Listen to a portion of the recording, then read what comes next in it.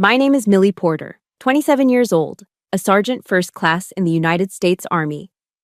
The day I was awarded the Purple Heart, my stepmother, Linda, used a metal folding chair to break my arm in front of hundreds of soldiers.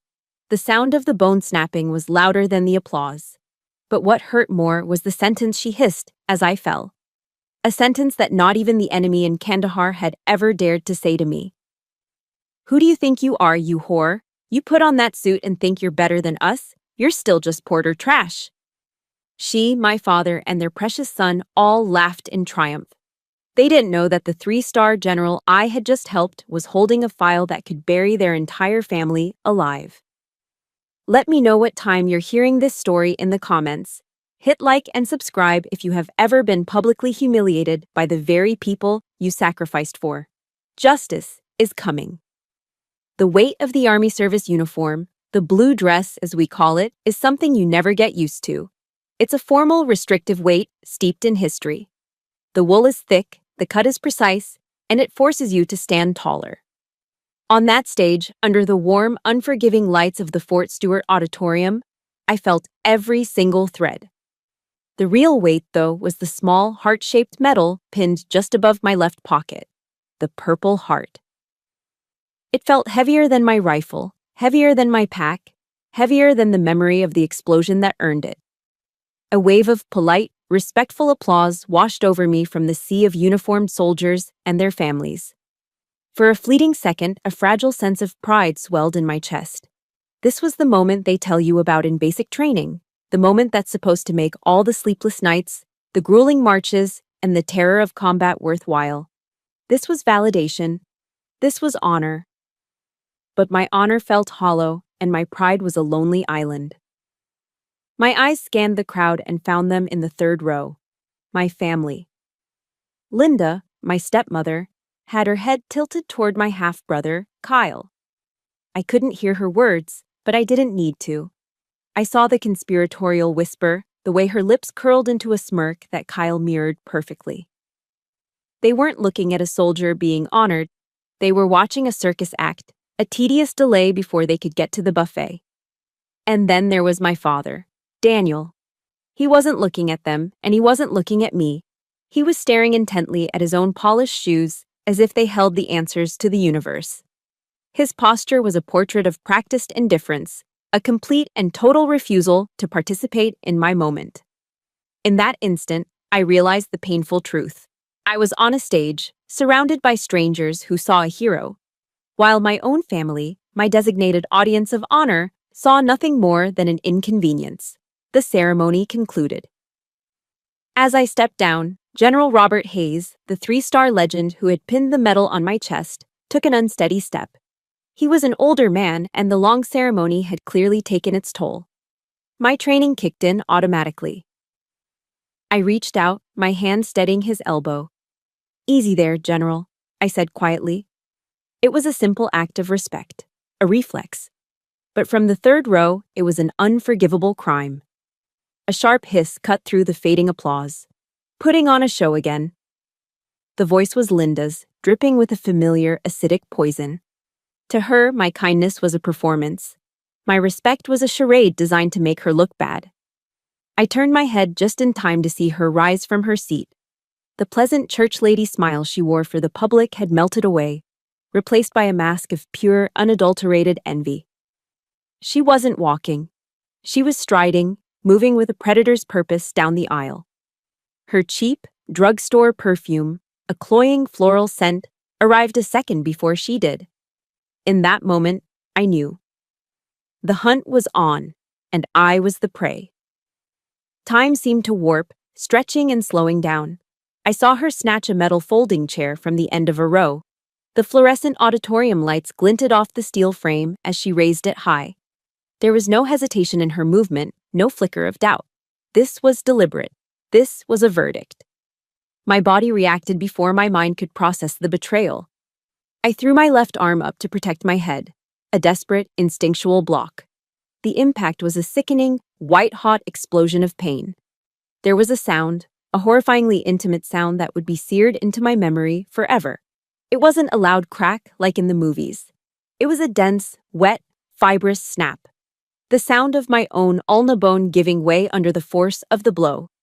It was a sound louder and more obscene than any explosion I'd heard in Afghanistan. It silenced the entire room. The collective gasp of 200 people sucked the very oxygen from the air. I crumpled to the floor, the world tilting into a dizzying smear of blurred faces and bright lights. But the physical agony was nothing compared to the words that followed. As I lay there, clutching my shattered arm, Linda stood over me, the chair still in her hand, and she delivered the curse she had been waiting her whole life to cast. "Who do you think you are, you little whore?" she hissed, her voice low and venomous, meant only for me but echoing in the dead silence of the hall.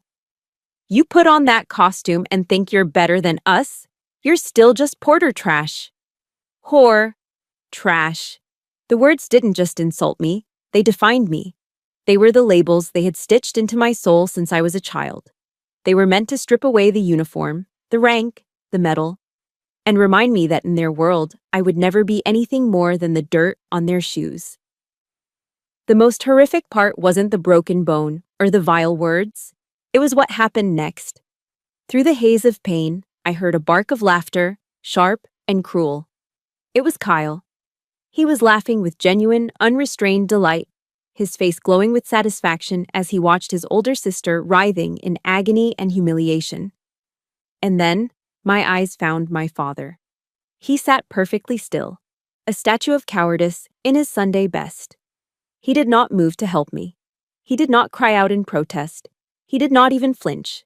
His empty eyes met mine for a fraction of a second before darting back to the safety of the floor.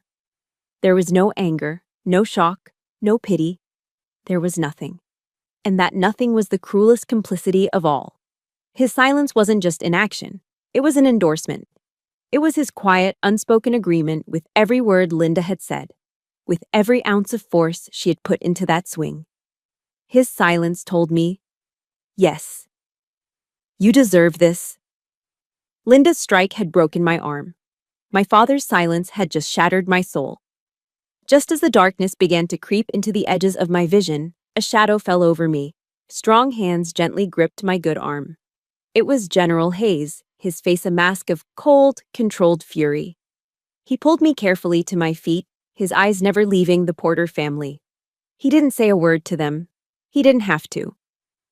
With me leaning on him, he looked past them, toward the main entrance of the auditorium. His chin lifted in a barely perceptible, yet unmistakable signal. At the back of the hall, 2 military police officers, who had been standing at ease, immediately straightened up. They understood the command. They began to move. The harsh, sterile light of the base infirmary was a world away from the warm glow of the auditorium. A young medic, his face a mask of professional calm that couldn't quite hide his horror, was carefully cutting away the sleeve of my dress blues.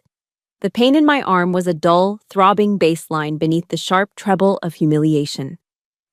My uniform jacket was draped over the back of a chair, and my eyes kept drifting to it. Pinned to the dark blue wool was the Purple Heart. I noticed a tiny dark smear on the rich purple ribbon, almost invisible, a single speck of my own blood. That small crimson stain on a symbol of honor sent my mind tumbling backward in time, not to the dust and chaos of Kandahar, but to another polished symbol, another kind of desecration. Back to a sunlit bedroom in Charleston, South Carolina, and the day my spirit was broken long before my bone ever was. Growing up, my bedroom was my sanctuary, and its centerpiece was a long wooden shelf my grandfather had built. That shelf was my entire identity. It groaned under the weight of my achievements. Dozens of medals on bright ribbons and rows of gleaming golden trophies from track and field.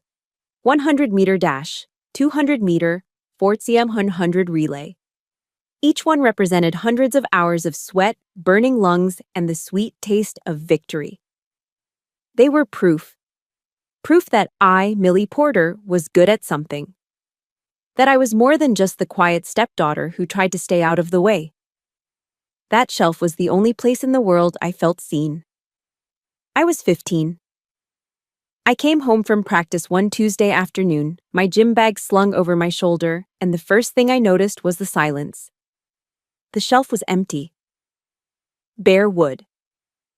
Not a single trophy, not a single medal remained.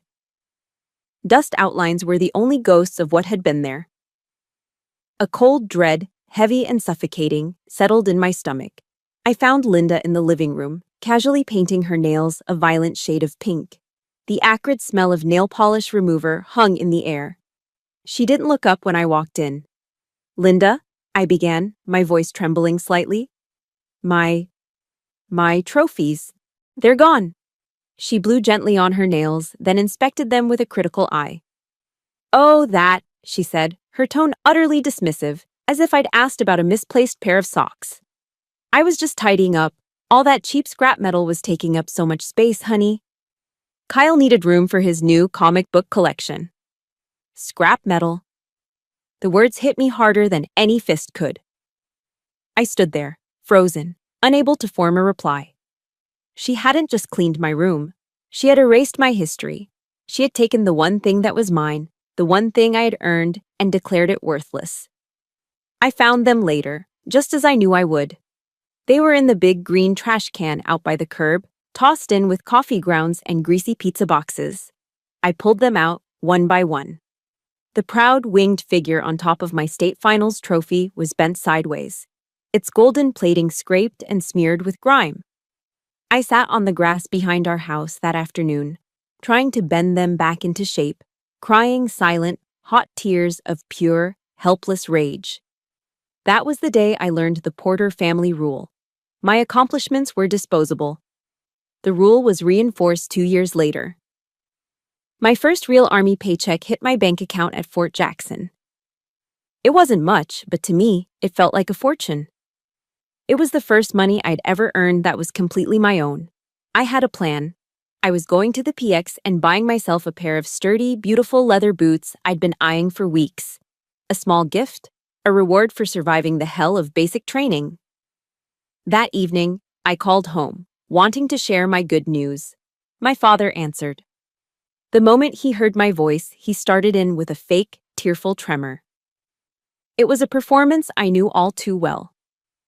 He'd had a bad run at the poker table, he sobbed. He owed some guys money, serious money. He didn't know what he was going to do. Linda got on the extension, her voice all sweet concern, mentioning how the refrigerator was on its last legs and how a new one would be a blessing for the whole family. The dream of my new boots dissolved into the static of their demands. I wired them nearly the entire amount, leaving myself just enough for toothpaste and soap. I waited for a thank you. A text? Anything. Nothing came, not from them anyway. 2 days later, a message from Kyle popped up on my phone. "Send more next time. This isn't enough for the new sneakers I want." No hello. No thank you. Just a demand. I wasn't a daughter or a sister. I was an ATM. My father's resentment went deeper than money. Daniel had dreamed of going to West Point his whole life, but his grades and his attitude had slammed that door shut. My success in the one institution he revered was a personal insult, a constant walking reminder of his own failure. He never once told me he was proud. Instead, he'd get a few beers in him on my visits home, and the bitterness would spill out. "The Army's different now," he'd slur, staring at the TV, never at me. "They take women. It wasn't like that in my day. It was tougher then." He could never look me in the eye when I was in uniform. He'd look at my boots, my insignia, the wall behind me, anywhere but at my face. My uniform wasn't a source of pride for him. It was a mirror reflecting a life he never had. The ultimate lesson in my own insignificance came on Thanksgiving. I was stationed at Fort Bragg and managed to get a surprise 72-hour leave. I was ecstatic. I drove the 5 hours straight through the night, fueled by gas station coffee and the fantasy of a real family holiday. I walked through the front door around 6 p.m., my duffel bag in hand, a tired but happy grin on my face. The laughter from the dining room died the moment they saw me. They all stared, Linda, Daniel, Kyle, and Linda's sister, as if a complete stranger had just wandered into their home. Linda recovered first, a tight, annoyed smile plastered on her face. "Millie, goodness, you didn't call. What a surprise." She gestured vaguely toward the table. "Well, come on in, I guess. All the turkey's gone." All the turkey's gone. 4 words that told me everything. They hadn't saved me a plate. They hadn't even considered the possibility. I spent my Thanksgiving eating a cold leftover turkey and mayonnaise sandwich alone in the kitchen, listening to the sounds of their laughter and conversation floating in from the other room. They never once called for me to join them. I didn't stay the night. I got back in my beat-up Honda and drove back to base, tears streaming down my face. That was the moment I finally accepted it. I was a member of the Porter family by name only. In every way that mattered, I was utterly, completely alone. If you've ever been made to feel like a stranger in your own home, or had your accomplishments treated like trash, please support this story by hitting the like button and type, "I see you" in the comments below. So I know I'm not alone. The medics finished their work, my broken arm now secured in a temporary cast. The physical pain was nothing. A bone can be set. It will heal. But as I sat there, I wondered, how do you set a soul that has been systematically broken for 27 years? The hum of the infirmary faded into the background as the memories of my past swirled and settled. Through the open doorway, I could see General Hayes. He wasn't looking at me. His back was turned as he spoke in low, serious tones to the 2 MPs who had escorted my family away. He was a figure of calm, decisive authority. He was taking control. For me. The sight of it sent a tremor through me, a feeling so foreign I could barely name it. It was the feeling of being defended.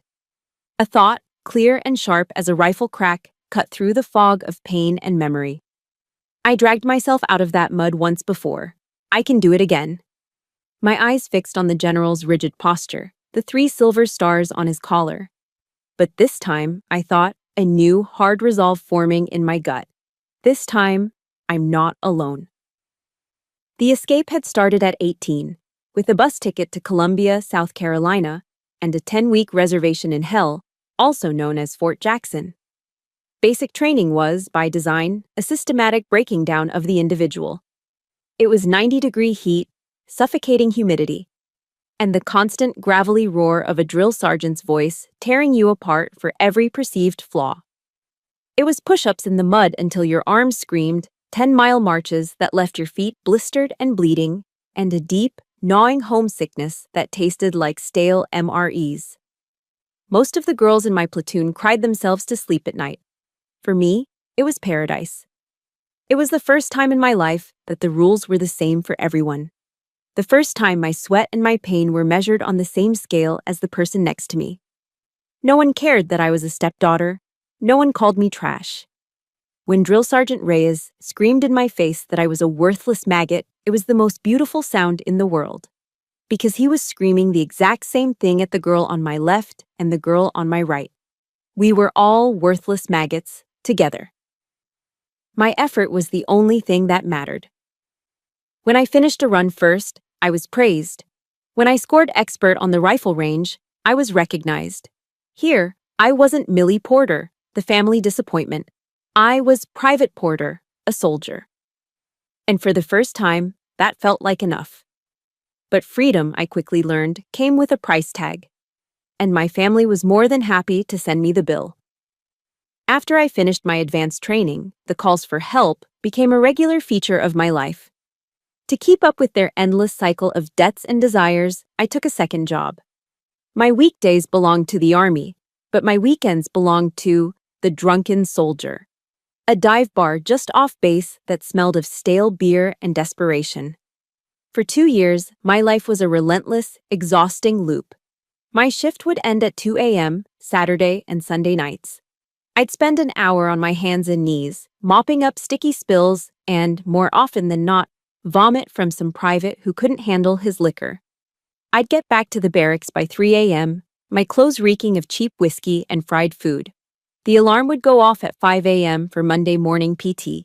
I lived in a permanent state of bone-deep fatigue, my body running on fumes and sheer willpower.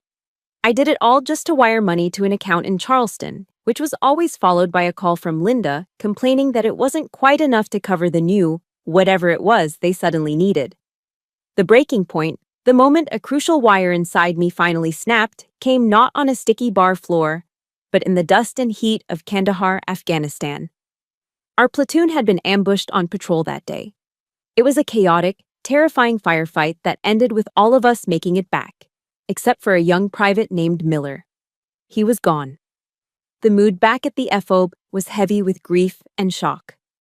I was sitting in a concrete bunker, my rifle across my lap, my hands still shaking, trying to process the fact that a boy I'd shared a joke with that morning was never coming home. My satellite phone buzzed. It was Kyle. A wave of relief washed over me. For a foolish second, I thought maybe he'd heard something and was calling to check on me. "Hey, Millie," he said, his voice annoyingly cheerful. "You are not gonna believe this place. The skiing in Aspen is insane." I sat there, stunned into silence, the sand and grit of Afghanistan clinging to my uniform.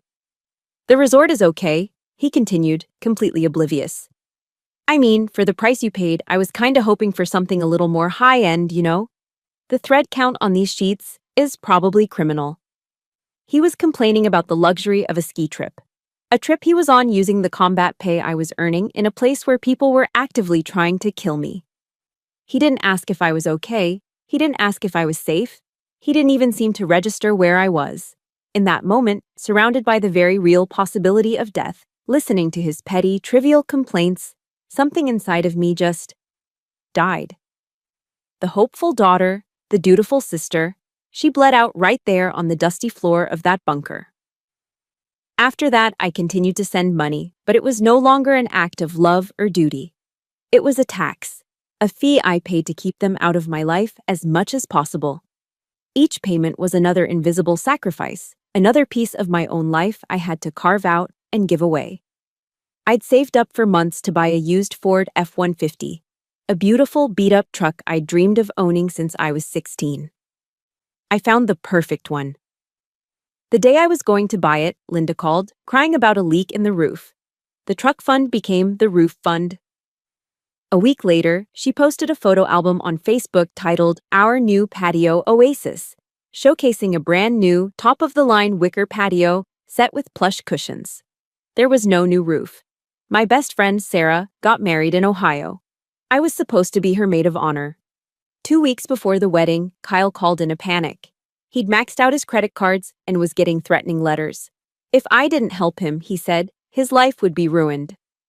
I looked at my bank account. I could afford the plane ticket to Ohio, or I could pay his debt. I couldn't do both. I watched my best friend get married on a grainy video call, making up an excuse about being unable to get leave. I sent the money to Kyle. He never mentioned it again. Every sacrifice was swallowed by a void of entitlement. Every piece of my life I gave them was simply consumed without a word of thanks, and they were always, always hungry for more. They didn't just break my arm in that auditorium. They had been breaking my life, piece by piece, for years. And I had let them. General Hayes saw the grim-faced MPs take my father, Linda, and Kyle by the arms and escort them firmly toward the auditorium exit. He watched them go, his expression as hard as granite. Only when they were out of sight did he turn his attention back to me. The auditorium was a mess of hushed, frantic whispers and shocked faces, but the general's focus was entirely on me. Without a word, he shrugged his own heavy formal Class A jacket from his shoulders. It was an act of such unexpected kindness, it stunned me into silence.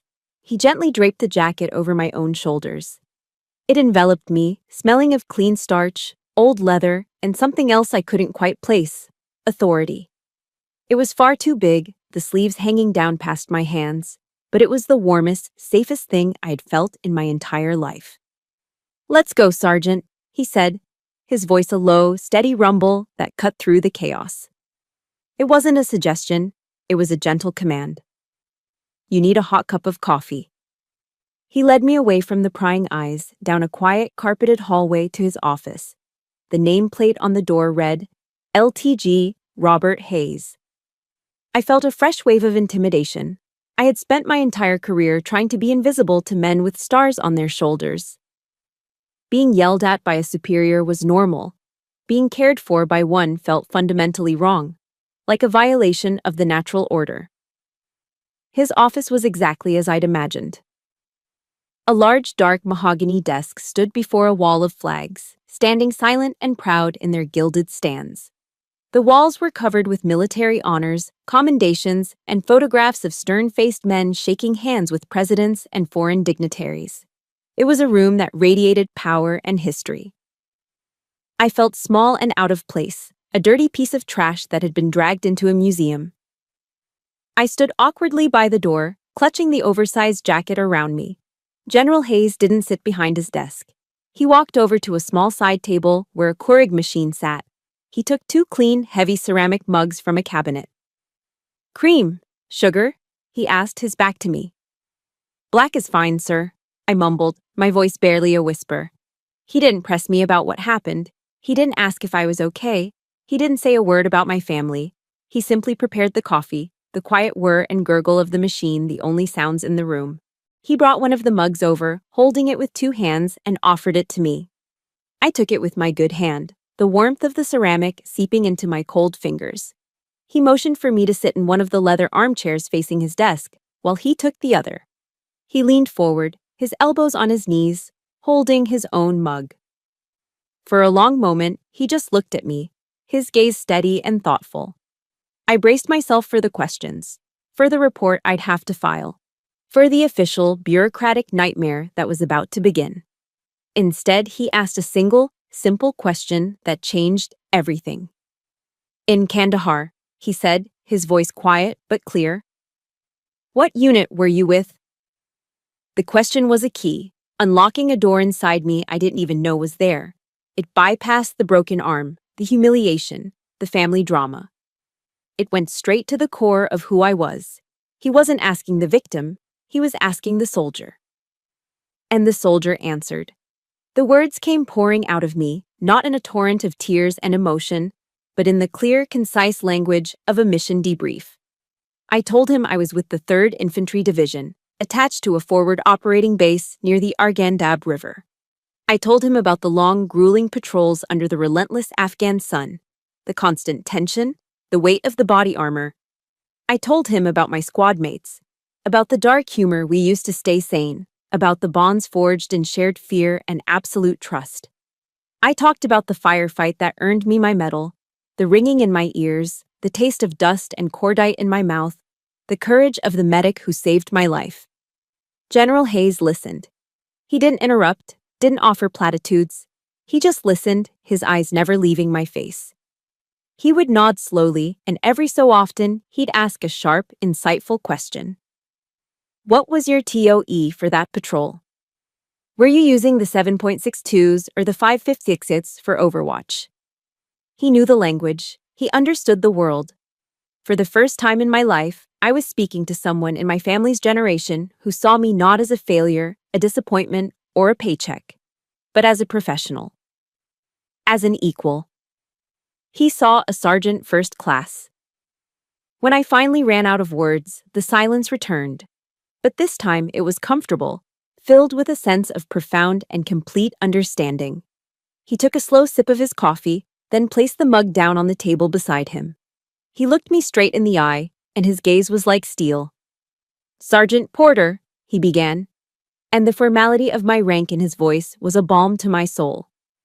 "For what you went through over there, this country owes you a debt that can never be repaid. We all do." He paused, letting the words sink in. Then his expression hardened. "As for what just happened in that hall," he continued, his voice dropping to a low, furious growl, "that is not family. That is a disgrace to the uniform you are wearing, a disgrace to every soldier in that room, and I will not let it stand." The words hit me with the force of a physical blow, but it was a blow that healed, not harmed. He wasn't just offering comfort, he was delivering a verdict. He was giving me validation. In 2 sentences, he had lifted the suffocating weight of shame that Linda had so expertly placed on me, and in its place, he restored my honor. I felt tears welling up, but for the first time in as long as I could remember, they weren't tears of pain or rage. They were tears of gratitude. We sat for a few more minutes in silence. When I had finally composed myself, he stood. "Come on, Sergeant, let's get you properly looked at." As we stepped out of the quiet sanctuary of his office, I saw them. Standing awkwardly in the hallway was a small group of soldiers from my unit. Sergeant Evans, Corporal Diaz, and Specialist Riggs.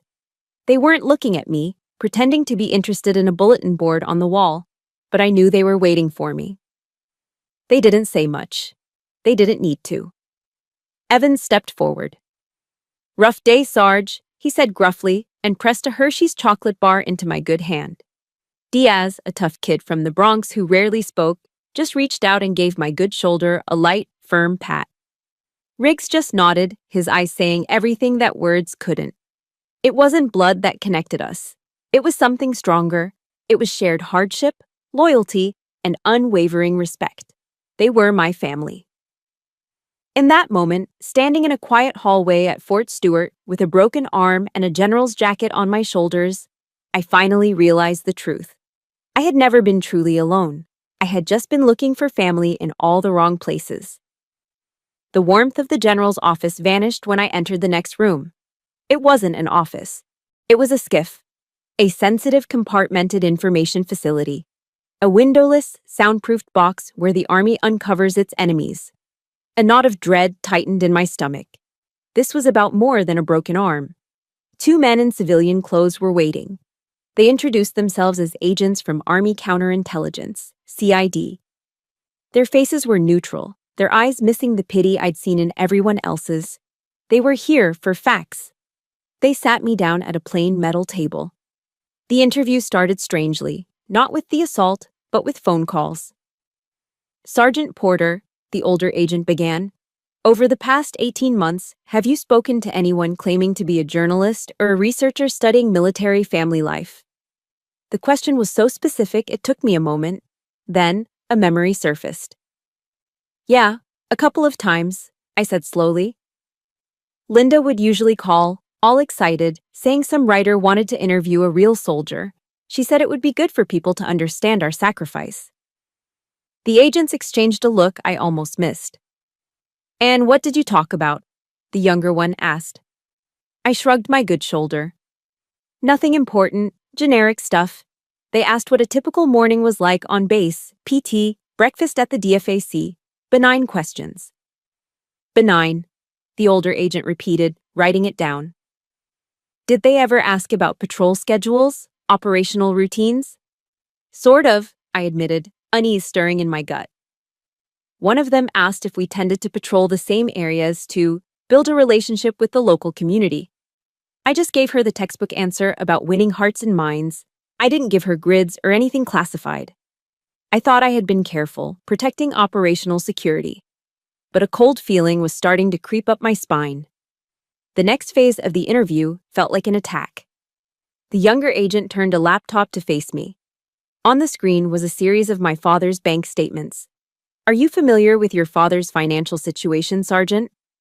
"Only that he's always losing money gambling," I said. The agent traced a line on the screen.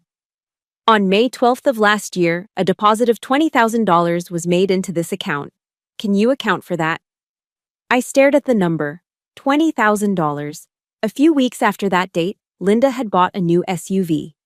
They'd told me Daniel had a lucky streak with scratch-off tickets. A memory surfaced of him bragging on the phone about how his ship had finally come in. "No," I whispered, my mouth suddenly dry. The agent scrolled down. "Another deposit, $30,000, October 7th. My blood ran cold. I knew that date. October 7th was the day Sergeant Peterson and Corporal Jensen were killed by an IED on a routine patrol. An IED planted on a route we had used a dozen times before, without incident. The agent kept scrolling. Each large, unexplained deposit, each time my father had won the lottery, lined up with sickening precision to a dark day on my unit's calendar. An attack, a casualty, a tragedy. The new patio furniture, the shopping sprees, the Aspen ski trip.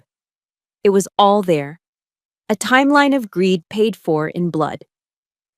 A wave of nausea washed over me. This wasn't coincidence. This was a pattern. Then came the final piece. They showed me the chat logs from a gaming forum Kyle frequented, pages of his online conversations under the username GoldenBoy43.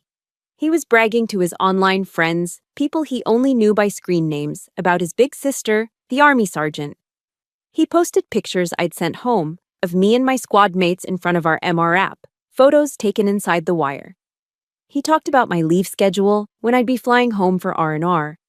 He even dropped the names of guys in my platoon, complaining about how one of them, Sergeant Davis, was a hard ass. The information was piecemeal, trivial details.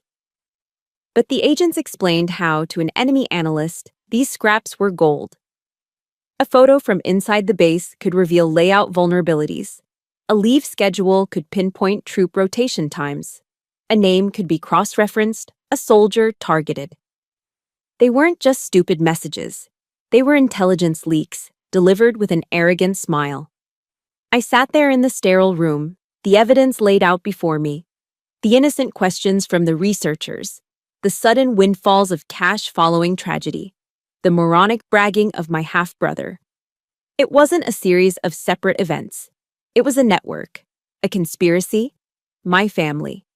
For years, I thought their cruelty was a simple, ugly thing, a cocktail of jealousy and resentment. But this was something else, a calculated, monstrous betrayal. They hadn't just used me for my money. They had used my service, my patriotism, my life as a commodity to be sold. My desire to be a good daughter, to answer their questions, to share my life with them. They had weaponized it all against me. I had been their unwitting spy. The pain in my arm was a distant, insignificant ache. It was nothing. A clean break. This was a deep, septic wound. They hadn't just taken my money.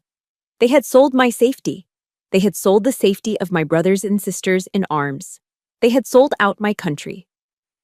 The agents finished their questions and left me alone in the silent, humming room. The broken bone was a trivial injury. The real damage was the ragged hole they had just torn through the center of my life. A few minutes later, the heavy door opened and General Hayes stepped inside, his face grim. The air was thick with the horror of what we now both knew. He sat opposite me at the metal table. Finally, he pushed a slim manila file across the table. It was terrifying in its simplicity. "Sergeant," he said, his voice low and heavy, "we need your help. There are details in your calls home that we need to clarify. This is much worse than you think." Inside the cold, sterile walls of the SIF, I thought the worst was over. I thought the horror had reached its peak. I was wrong. The older CID agent slid a final piece of paper across the metal table. It wasn't a document. It was a photograph. My breath caught in my throat. It was a candid shot taken on a sunny afternoon in Kandahar. A smiling young man with kind eyes and a grease stain on his cheek was patiently showing me how to clear a jam in my M4 rifle. Sergeant Mark Davis. He was a good man, a great NCO, patient, fair, and fiercely protective of his soldiers. He'd been standing less than 10 feet from me when the IED detonated, the same ambush that had sent me home with a concussion and a leg full of shrapnel. The same ambush that had sent Mark home in a flag-draped casket. 2 days before the attack on Sergeant Davis's platoon, the agent said, his voice devoid of emotion, "A final payment of $50,000 was wired to your father's account." He slid a bank statement next to the photo. The date glowed on the paper like a radioactive isotope. 48 hours. "We have reason to believe that information regarding the patrol route, a route your unit had used multiple times and considered safe, was passed along by one of your family members. Passed along, sold." Staring at Mark's smiling face, the full monstrous weight of their betrayal crashed down on me. Before this moment, the pain had been personal. It was my broken arm, my stolen money, my trashed trophies, my lonely holidays. It was all about me. But this wasn't about me anymore. This was about Mark. This was about his wife, who was now a widow. About his 2 little girls who would grow up without a father. This was about honor. This was about a line that had been crossed from which there was no return. The grief inside me, the personal, selfish grief, burned away in an instant, leaving behind something clean, pure, and terrifying. A soldier's rage. This was no longer a family squabble. This was treason. My phone buzzed in the pocket of the general's jacket I was still wearing. I pulled it out. The caller ID read, Linda. A wave of pure, undiluted disgust washed over me. I looked at the agents, then at General Hayes. He simply nodded. I answered the call and put it on speaker. Millie, honey, thank God. Linda's voice was a high-pitched, syrupy performance of manufactured panic. Baby, where are you? These awful military police are harassing us. They've taken our phones. They're asking all these terrible questions. You need to come down here and tell them this is all just a big misunderstanding. A misunderstanding. I stared at Mark's picture. I looked at the date on the bank statement. Misunderstanding.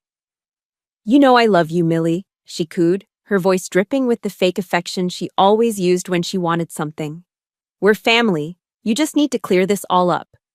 The words, I love you, from the mouth of the woman who had broken my arm, the woman whose greed had put Mark Davis in the ground, were the final straw. They were the last drop of poison in a cup that had been full for years. A switch flipped inside me. The years of quiet suffering, of biting my tongue, of accepting the unacceptable, it all ended. But I didn't scream. I didn't rage. My voice when it came out was terrifyingly calm. It was the voice of a soldier in the moments before a fight when all emotion is stripped away, leaving only a cold, lethal focus. You are not my mother, I said, each word a perfectly formed shard of ice. The line went silent. I could hear her sharp, surprised intake of breath. And this, I continued, my voice never wavering, is not a misunderstanding. This was a choice. And you chose. I ended the call before she could utter another lie. I placed the phone face down on the table with a soft click. The sound echoed the finality of what I had just done. I had severed the last rotten cord that connected me to them.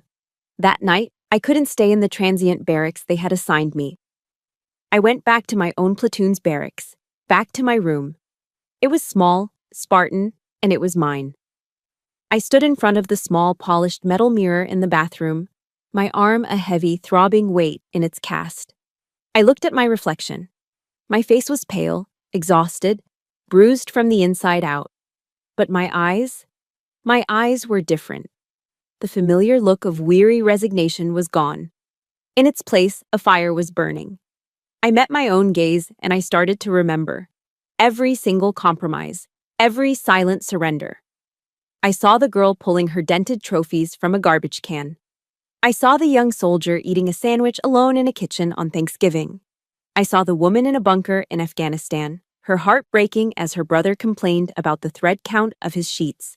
Every instance where I had chosen silence, where I had let it go, where I had told myself it was easier not to fight. I leaned in closer, my forehead almost touching the cool metal. I made a vow to the tired, scarred woman looking back at me. Never again, I whispered, my voice hoarse. You will not be silent anymore.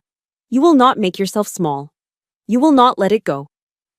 Not this time, for Mark, for Peterson and Jensen, for every soldier whose life they put at risk, and for you. You hear me? For you. If you have ever reached a point where you knew, deep in your soul, that you could not stay silent for one more second, hit that like button. And in the comments, just type the words, never again. Let's create a chorus for everyone who has ever found their voice. The next morning, I woke up before my alarm. The rage was gone. The disgust was gone. All that remained was a single, clear purpose. I put on a fresh uniform, my movements precise and efficient. I walked to General Hayes's office. His aide showed me in immediately. He was standing by the window, but he turned as I entered. I didn't wait for him to speak. I walked to the center of the room and came to the position of attention, my good arm straight at my side. My face was a mask of pure military focus. The broken, confused victim was gone. General, sir, I said, and my voice was like steel. I've been their victim for 27 years. Now, I want to be the witness that puts them away. A slow, grim smile touched the corners of his mouth. He looked at me, not with the pity he'd shown me yesterday, but with the deep, unwavering respect of a commander looking at one of his own. Welcome back, Sergeant. My declaration in General Hayes's office was a turning point. I had crossed a line, and there was no going back. The general led me from his office not to another sterile interrogation room, but to the base's Tactical Operations Center. It was a place I'd only ever seen in spy movies, a cavernous, dimly lit room where the air hummed with the quiet energy of serious business. One wall was a mosaic of glowing screens displaying maps, data streams, and encrypted communications. Intelligence officers and analysts sat at their stations, their faces illuminated by the blue light of their monitors, speaking in low, clipped tones. This was the nerve center of the base. This was a war room. General Hayes stood beside a large central briefing table. He, the two CID agents, and a stern-looking woman in a JAG Corps uniform were waiting for me. "Sergeant Porter," the general began, his voice echoing slightly in the vast room. "Welcome to the planning phase." He gestured to the faces around the table. "You have the full and undivided attention of this command. Now, let's get to work." He laid out the strategy, and it was as audacious as it was brilliant. They weren't going to quietly arrest the Porters and let the case disappear into the labyrinth of the military justice system. That would be too easy, too private. Justice, he explained, needed to be as public as the crime. "They tried to strip you of your honor in front of your peers, Sergeant," he said, his eyes locking onto mine with a cold fire. "It is only fitting that they lose theirs in the exact same place, in front of the exact same audience." The plan was set. They would reconvene the awards ceremony. They would turn the scene of my humiliation into the stage for their destruction. "They wanted to make a public spectacle of you," he finished, a grim smile on his face. "We are going to give them a spectacle they will never forget." For the next hour, they walked me through their case. It wasn't a thin file of suspicions. It was a mountain of irrefutable proof. A CID agent handed me a thick, heavy binder. The cover simply read, "Case File, Porter, D. et al." I opened it, and my breath caught. It was all there, a meticulous and damning portrait of their betrayal. It wasn't just the bank statements I had already seen. It was so much more. There were transcripts of audio recordings, grainy but unmistakable, of Linda speaking on the phone with her foreign handler, her voice shifting from the sweet, church lady tone she used with me to a greedy, conspiratorial whisper as she negotiated prices for information. There were printed emails Daniel had sent from a computer at the Charleston Public Library, IP addresses and timestamps neatly logged. He had used a coded language, complaining about the cost of repairs for his old fishing boat in messages that were clearly about selling patrol schedules. They had even found a sworn statement from one of Kyle's local friends, a terrified young man who admitted that Kyle had offered him $500 for details about his brother's deployment schedule from another unit at Fort Stewart. The evidence was an ironclad cage. My testimony, my pain, was no longer just a story. It was the key that locked the door. For the first time, I felt the ground firm up beneath my feet. This wasn't just about my feelings anymore. This was about facts. Hard, cold, undeniable facts. My weapon wasn't just the truth. It was the truth documented, stamped, and cross-referenced. Next came the preparation.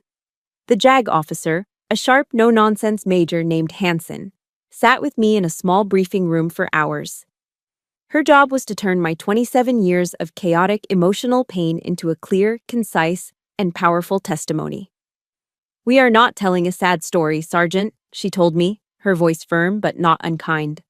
"We are presenting evidence. You are the primary witness. Your testimony must be factual, precise, and unshakable." We rehearsed it again and again.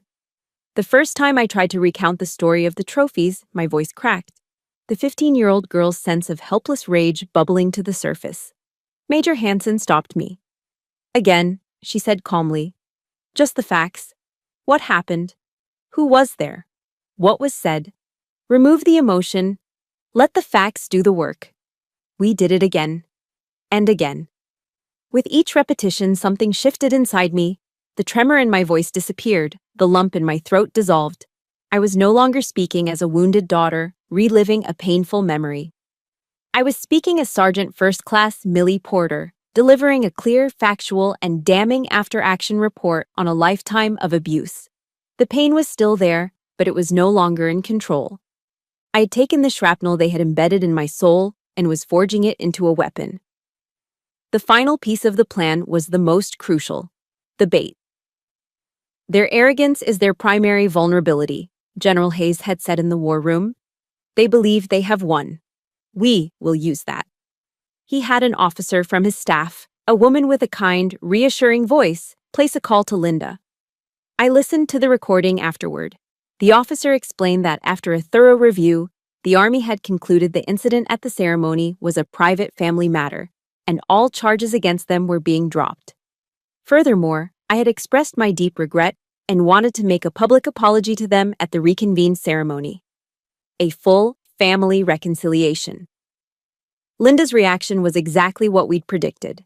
She was smug, triumphant, and condescendingly gracious. Well, it's about time she came to her senses, she'd said. Of course, we accept her apology. We'll be there. I knew them so well.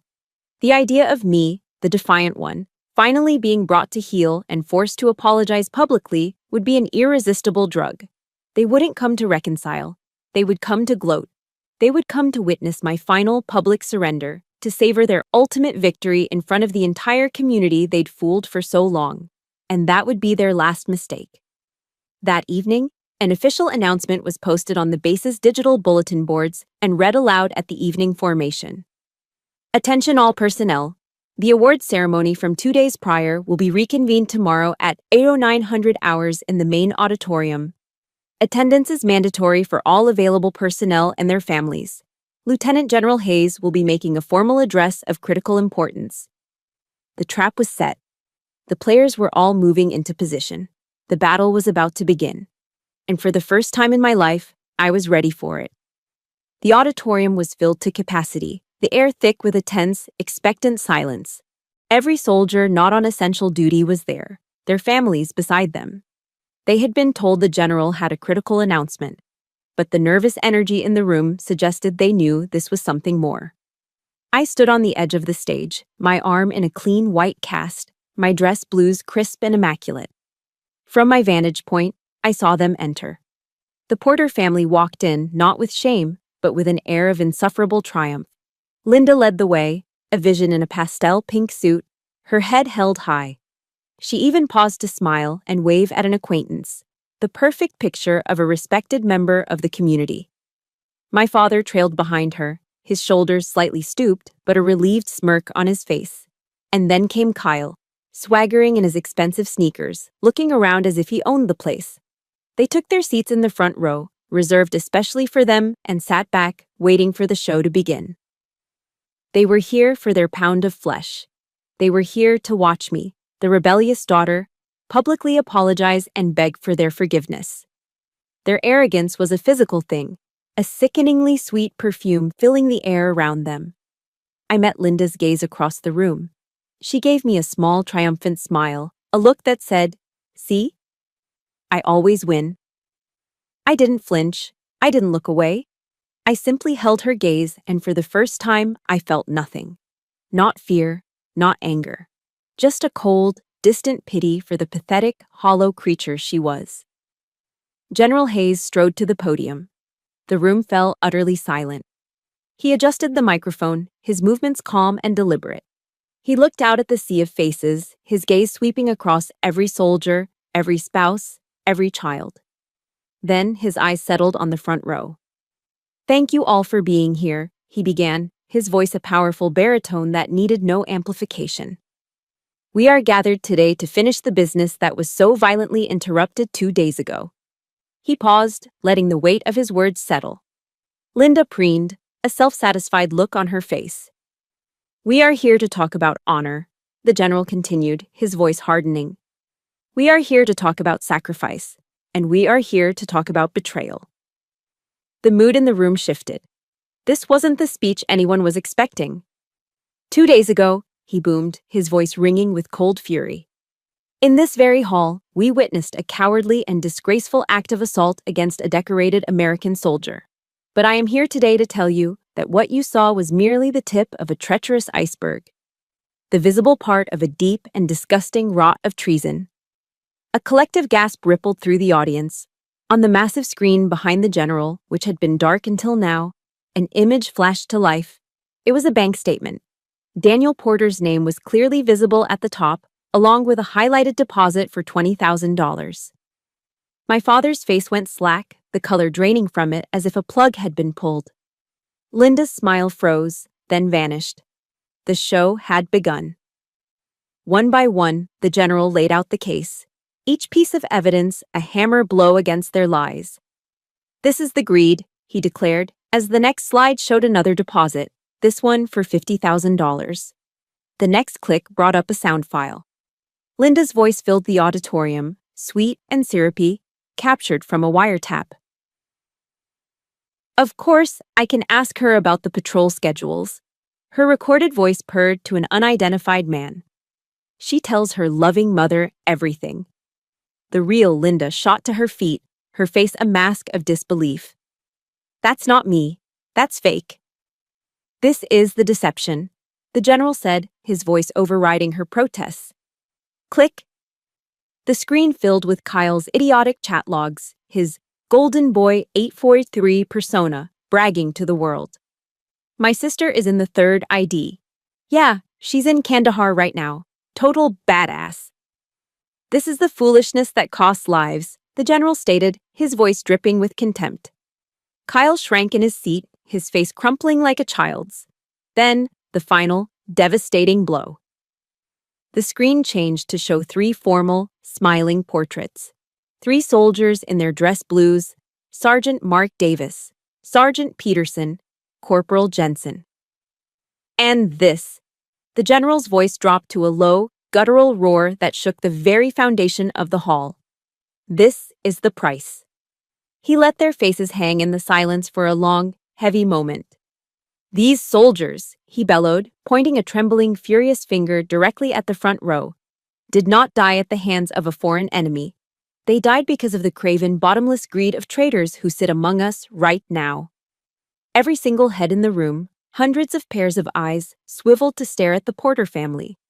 The looks were no longer curious. They were filled with a burning, unified hatred.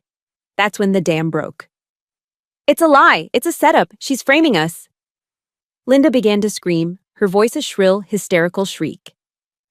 Daniel was trying to speak, but only incoherent, panicked stammers came out. Kyle was openly sobbing, fat tears rolling down his cheeks, chanting, "I didn't know! I didn't know!" But it was too late. Their judgment had come, not from the general, but from their peers. From the back of the auditorium, a woman in a simple black dress rose to her feet. It was Maria Davis, Mark's widow. Her face was pale, her eyes blazing with a grief so profound it was terrifying. "Murderers!" she screamed, her voice cracking with pain and rage. "You killed my husband! You killed him!" Her cry shattered the last semblance of order. On cue, the side doors of the auditorium burst open and a dozen MPs marched in, moving with grim, practiced efficiency. They formed a cordon, cutting off the front row from the rest of the enraged crowd. Two MPs moved toward Linda, who was still screaming about conspiracies. As they reached for her arms to cuff her, she tried to pull away, stumbling backward. Her heel caught on the leg of a chair. She went down hard. There was a soft snap. The cheap, fake pearl necklace she always wore, her pathetic symbol of class, broke apart. The plastic beads scattered across the polished stage floor, rolling and skittering in every direction like 100 tiny white lies. I stood there, watching it all. I watched them cuff my shrieking stepmother, my babbling father, and my whimpering brother. I watched them being led away past the glares of the soldiers they had betrayed, past the raw grief of the widow they had created. I watched the dynasty of my abusers, my personal reign of terror, and not with a bang, but with the pathetic clatter of fake pearls on a cold, hard floor. The auditorium's chaos faded to an echoing silence. The MPs were gone, the crowd had dispersed, and I was left standing on the stage. My eyes were fixed on the floor, where the cheap plastic beads from Linda's necklace lay scattered like fallen teeth. I had expected to feel a surge of triumph, a wave of vindication. Instead, there was only a strange, hollow quiet, an emptiness. The battle was over, I thought, looking at the pathetic, fake pearls. The enemy was defeated. Now came the hard part. cleaning up the battlefield inside my own soul. In the following days, the story of the traitor Porter family became a firestorm on the local Charleston news and throughout the military community. My name was everywhere, hailed as a hero. But the praise felt distant, like it was about someone else. In the solitude of my barracks room, I felt no glory. I only felt the crushing weight of exhaustion. The white-hot rage that had fueled me had burned itself out. In its place, a deep and ancient sadness settled in my bones. I wasn't mourning the loss of my family. I was mourning the fact that I'd never really had one to begin with. I was grieving for the little girl who tried so desperately to earn their love, for the young woman who sacrificed her happiness for them, for the 27 years I'd wasted hoping that one day they would finally see me. That night, alone in my room, I let myself cry. It wasn't the hot, angry tears of before. It was a quiet, steady weeping, a release of pressure that had been building my entire life. I wasn't crying because I was hurt anymore. I was crying to cleanse myself, to wash away a lifetime of false hope and finally let them go. A week later, a letter arrived with a federal prison postmark. The handwriting was my father's messy scrawl. My hands were steady as I opened it. A small, foolish part of me thought this might be it. The apology. The moment of accountability. I was wrong. The letter was 4 pages of pathetic, self-pitying excuses. He never said, "I'm sorry." He blamed Linda's ambition. He blamed Kyle's stupidity. He blamed his own bad luck. He painted himself as a victim, swept up in a scheme he didn't understand. The letter ended with the one thing he was truly capable of: a request. He begged me to use my new influence with the general, to tell them he was manipulated, to get his sentence reduced. I read the letter twice. The first time, a flicker of the old anger sparked. The second time, all I felt was a profound, weary pity for this weak man who would never take responsibility for his life. That night, I sat at my desk, and I wrote a letter back to him. I didn't hold anything back. I wrote about the trophies in the trash can. I wrote about the lonely Thanksgiving dinner. I wrote about the phone call from Aspen. I wrote about the empty look on his face in the auditorium. I poured 27 years of buried pain onto the pages. When I was done, my hand ached.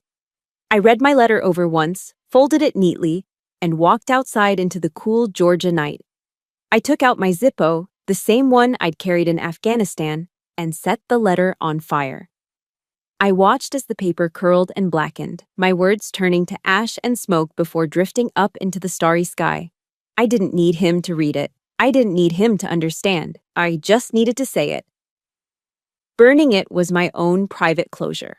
I was releasing the words, and with them, I was releasing him. The final goodbye was the hardest. A JAG lawyer informed me I was needed to identify some personal items for the case file. It was a formality that meant one last visit. I met Kyle in the sterile visiting room of the Federal Detention Center. The swagger and arrogance were gone. He was thin and pale, his eyes wide with terror. He was wearing an orange jumpsuit that hung off his bony frame. He was no longer the golden boy. He was just a scared kid. He started crying the moment he saw me. "Millie, I'm so sorry," he sobbed through the plexiglass divider. "I didn't know what they were doing. I swear, I was so stupid. Please, you have to forgive me." I looked at the boy who had been the center of their universe, the boy for whom all my sacrifices had been made. The anger was gone. The resentment had faded. I picked up the receiver. "I forgive you, Kyle," I said, my voice calm. Relief washed over his face. "But I want you to be clear about this," I continued. "I'm not forgiving you for your sake. I'm forgiving you for mine. I'm letting go of the anger because I refuse to carry it for another second. I forgive you so I can move on. But make no mistake, I will never forget what you did. Goodbye, Kyle." I placed the receiver back in its cradle, stood up, and walked out without looking back. That was the last time I ever saw a member of my blood family. A few days later, General Hayes asked me to take a walk. We strolled along the manicured paths of the base. "Courage isn't about having no scars, Sergeant," he said, his eyes on the horizon. "Courage is knowing those scars don't define you. They're just a map that shows where you've been, not where you're going." He stopped and turned to me. I've been thinking. We're starting a new mentorship program for young female recruits. A lot of them are struggling. They need a guide, someone tough who's been through the fire and come out stronger. He looked at me, a genuine smile in his eyes. I think you'd be the perfect person to lead it. And just like that, I saw it. A new path forward, a new purpose. My journey didn't end with the destruction of my old family. It was just the beginning. I had a new mission, to build a new legacy of strength and support, to make sure no other soldier ever had to fight their battles completely alone. The military tribunal was swift and decisive. The mountain of evidence presented by the prosecution was so overwhelming that a conviction was a foregone conclusion. Linda, Daniel, and Kyle Porter were all found guilty of conspiracy, espionage, and treason. The judge, a stern-faced colonel who had looked at them with undisguised contempt throughout the trial, handed down sentences that ensured they would spend the majority of their remaining lives behind bars. The Porter name, once a source of phony, middle-class pride in Charleston, became a synonym for traitor. The law had done its job. Justice, in the cold procedural sense, had been served. But I knew, deep in my soul, that my real justice, my true healing, wasn't going to be found in a courtroom. It had to be built, piece by piece, in the ruins of the life they had almost destroyed. 6 months after the trial, I stood on a different kind of stage. It was a small auditorium at Fort Jackson, the very place my own journey had begun. But this time, I wasn't a scared, lonely private. I was a sergeant first class. And my audience was a room full of young female recruits, their faces a mixture of bravado, excitement, and the same deep-seated fear I remembered so well. General Hayes's mentorship program had become my new mission. I didn't stand before them as a hero or a celebrity. I spoke to them as a survivor. I told them my story, not the salacious details of the trial, but the quiet, painful truths of my upbringing. I talked about the lonely struggle for self-worth, about the danger of letting others define you, and about the critical importance of setting boundaries, even with the people who are supposed to love you most. There's a writer and researcher I admire, Dr. Brené Brown, I told them, my voice steady and clear. She has this quote that I carry with me every single day. She says, "Only when we are brave enough to explore the darkness will we discover the infinite power of our light." I looked out at their young, hopeful faces. The Army will teach you to be physically tough, but your true strength, your resilience, will come from being brave enough to face your own darkness. And you never have to do it alone. After the talk, a young private, no older than 19, came up to me. Her eyes were red from crying. "Sergeant," she whispered, her voice thick with emotion, "thank you. No one's ever told me it was okay to say no to my family." She hugged me, a fierce, desperate embrace, and I hugged her back, feeling the profound, healing power of turning my deepest wounds into someone else's shield. The final piece of my journey, my own private mission, took place a year after that first, terrible day in the auditorium. I stood in the pre-dawn chill of a crisp autumn morning, the air smelling of wet leaves and clean, cold stone. I was at Arlington National Cemetery. The sun was just beginning to rise, casting long shadows across the endless, rolling hills of perfectly aligned white headstones. In the stillness of that sacred place, I found them. 3 graves, side by side. Sergeant Mark Davis, Sergeant Peterson, Corporal Jensen. I had brought 3 perfect, long-stemmed red roses. I knelt down, my knees pressing into the damp, cold grass, and placed 1 rose at the base of each headstone. I traced Mark's name with my fingers, the carved letters cold against my skin. I didn't cry. The time for tears was over. I stood up, brushed off my knees, and came to the position of attention. My hand snapped up in a sharp, perfect salute. I held it there, a silent promise to the men who lay beneath the grass. A final report. "Mission complete," I whispered to the quiet morning air. "Rest easy, brothers. Your honor has been satisfied." A gentle breeze rustled through the old oak trees, sending a shower of golden leaves drifting down around me. As I stood there, a profound sense of peace settled over me, a quiet so deep and complete it felt like a blessing. The weight I had been carrying on my shoulders for 27 years, the burden of their hate, their greed, their expectations. It was finally, truly, gone. I'm telling you this story today for a reason, and as I finish, I want you to look me in the eye. I used to think that family was about blood, that it was an unbreakable bond you were born into, for better or for worse. I was wrong. Family is not about blood. Family is about honor. It's about loyalty.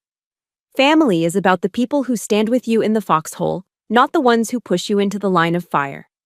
If you are fighting a battle of your own right now, in a foxhole that feels lonely and dark, I want you to remember this. You are not alone. Look for your comrades. Find your chosen family. The ones who will fight alongside you, who will have your back no matter what. Know that setting a boundary to protect yourself isn't selfish. It's a tactical act of survival. And most importantly, please remember this. The scars you carry, the ones on the inside that no one else can see, are not signs of weakness. They are not something to be ashamed of. They are a map. They are proof of every battle you have endured. They are a testament to the fact that you fought and you won. Thank you for being here and for listening to my story. My war at home is finally over, but I know that for many of you, the battle is ongoing. This channel was created to be a place for survivors, a digital foxhole where we can share our stories and draw strength from one another. If my journey has resonated with you, please hit the like button to show your support. Subscribe to join our community so that no soldier ever has to fight alone again. And in the comments below, please share one word of strength for someone else who might need to hear it today. Thank you for being part of my chosen family.